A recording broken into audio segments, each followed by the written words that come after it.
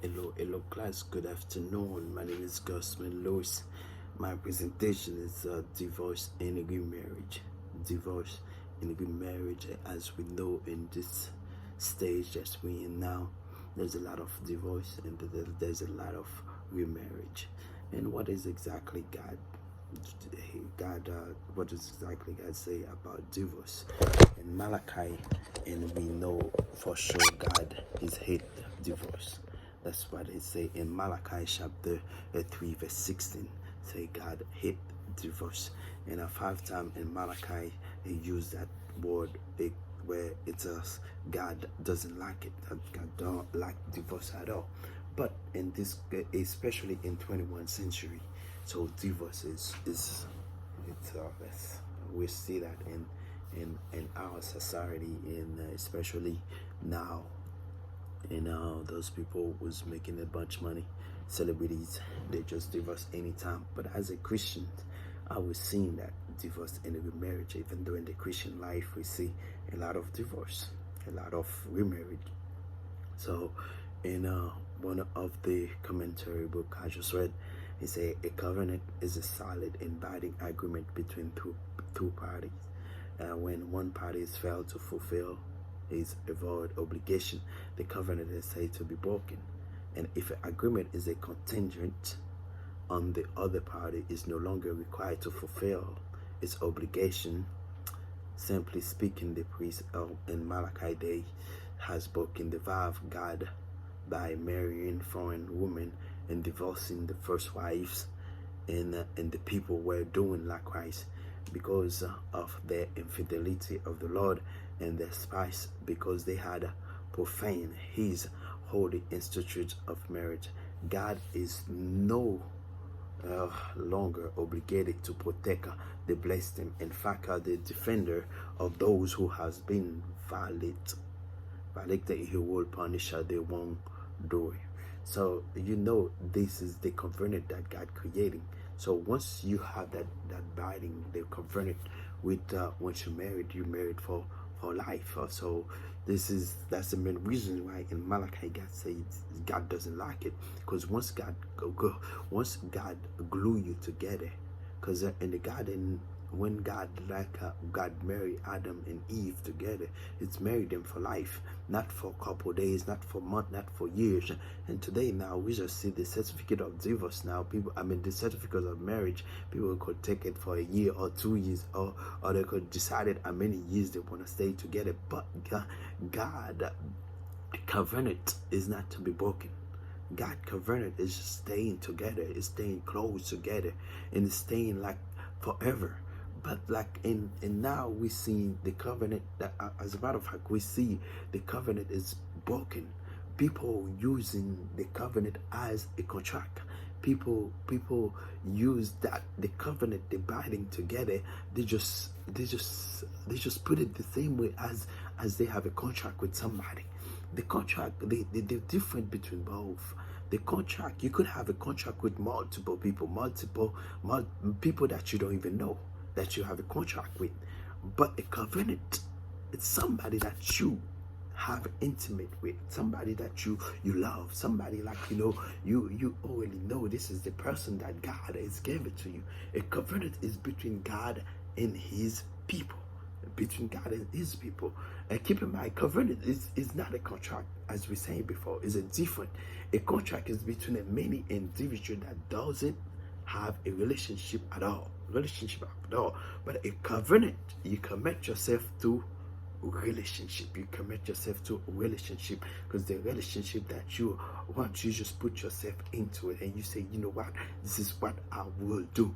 So there's a lot of teaching in the Bible about like divorce. So this in the Old Testament, according to the Old Testament, divorce was to be legal when they just writing a document, and they give you a document permanently and permissively only when uncleanness was involved.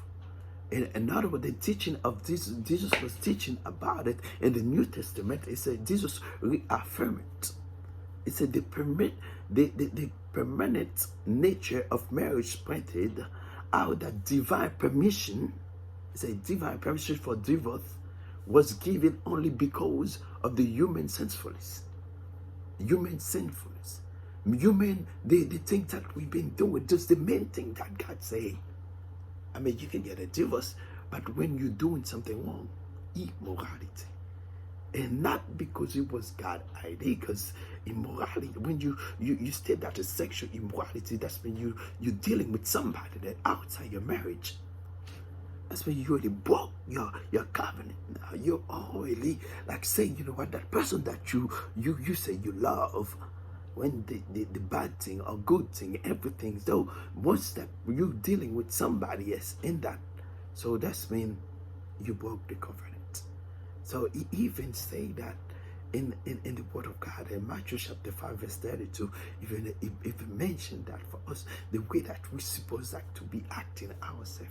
So that's one thing that God they put in the Bible, that you be able to get divorced on, like immorality when you call that person. But the other thing that I see myself, I see if somebody, you married with somebody, a man, the man doesn't pull his load, that's when the man stay in the house not doing anything, decided not to work, decided just stay home playing video game all the time, and you don't want to have to do everything. And when you ask that person to work, he said no, he's not going to work, and you went to counseling and he said the same thing, is not gonna work.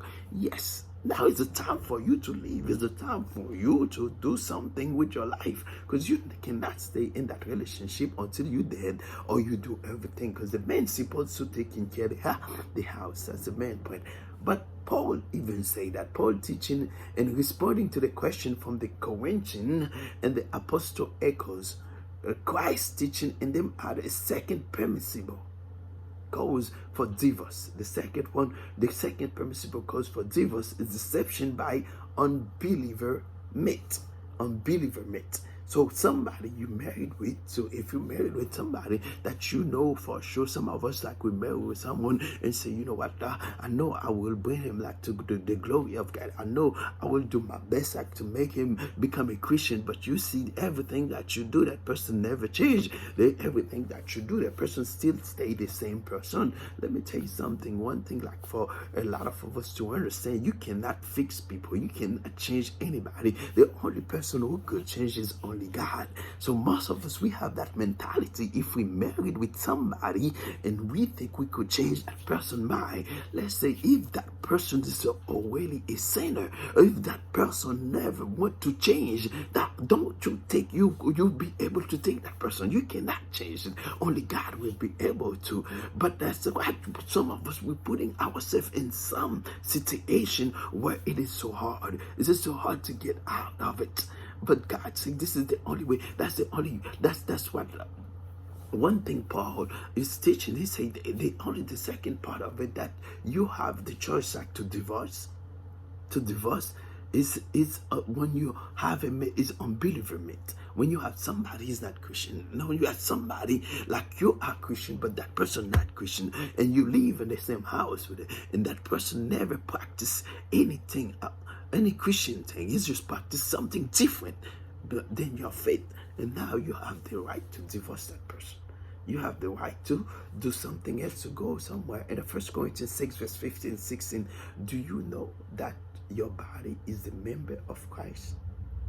Adultery tries that what marriage was creating to be Christian couple are joined to the Lord. Unbeliever, when someone who Christian marry with non-Christian, is the thing not working out. Different believer, unbeliever abandoned his family. Meanwhile, it's you be the right to say, you know what, it's time for me to move. It's time for me to go somewhere else. It's time for me to do something different. So this is what about divorce. Let's talk about divorce. What creating with the intention of using the relationship between adult and the child of the healing process. When you are divorcing, meanwhile, there's a lot of things, there's a lot of tension happening. So if you already have a kids, or if you already have a lot of things together, you know what divorce creating? Divorce creating a chaos, divorce creating hurtful, divorce creating a lot of tension between people, emotionally, behavior, divorce creating a lot of things that happening. People become crazy, people become become angry, people become like so stressful because of divorce. Because of divorce, you see children also in the house, they become so stressful. So people like children become like a side of like to fail in class. Children started about kids started like to drop out of school. You know why? Because of divorce. Because of divorce. Divorce. Because what God said, God hates divorce. But us, our job is just like to see how we could keep it together. But he's better off like you divorce in the right way, and where those stuff that God say it's permissive for you to get a divorce, and now you be able like to live in a life where you could come and give God glory. But my things about divorce, the thing there is what we can do to help Christians stay married. What can we do? We can do to do my suggestion, more teaching about divorce in church. Many churches not touching the subject unless something happened. If we are talking about it, if we are telling the member about the divorce, if we have the counseling, if we have some classes with the members, I think we'll have less divorces in church. And we be able like, to explain it to people. So how it's work, how things going. And before they got married, if we sit down and counseling them, if we have some time with the married people before they got engaged to that relationship, we'd be able to save a lot of marriage. We'd be able to do a lot of things with it. But most of us, what if something not happening? We're not talking about it, but we just leave it the way it is. But it is important for us to do something different in life. It is important for us like to go through the Bible and teach it and stay married. Both of us need to do your duty. Don't allow one person to do everything. That's not healthy marriage. But if we are married together, everybody we put ourselves together and do things together. If this one cooking, the other one, and the prime example, you cook and what the other one is clean the dishes. If we are working together in our marriage, you live forever. And you stay married for 45 years, 50 years. People married for 60 years together. You know why? Because they keep the foundation and they keep the loving all the time. They love each other and they stay married. They don't see this one is better than the other. They don't see, they drop the ego down and they say, you know what, we're gonna do it together. They don't see you making as much money and I don't make that much, but it doesn't matter. But they say the love. That's why they stay together. And then there's one quote say, couple who pray together stay together. Couple who pray together, stay together. Couple who do things together, stay together. This is how we could avoid a lot of divorce and a lot of remarriage. So now we'd be able like to get in God work together, and we'll be able to speak together and talk about things together. May God bless you guys. May God help you understand the divorce and remarriage. But what God cleave together, no one will be able to uncleave it. So meanwhile, it's like what God put together, and no one will be able to separate it. So God put you together for a reason. So stay together. And let's talk about it in church. Let's talk about it when we meet together. Let's talk about it with your congregation. And that's when I believe we've got less divorce and less remarriage. God bless. Thank you. I am God.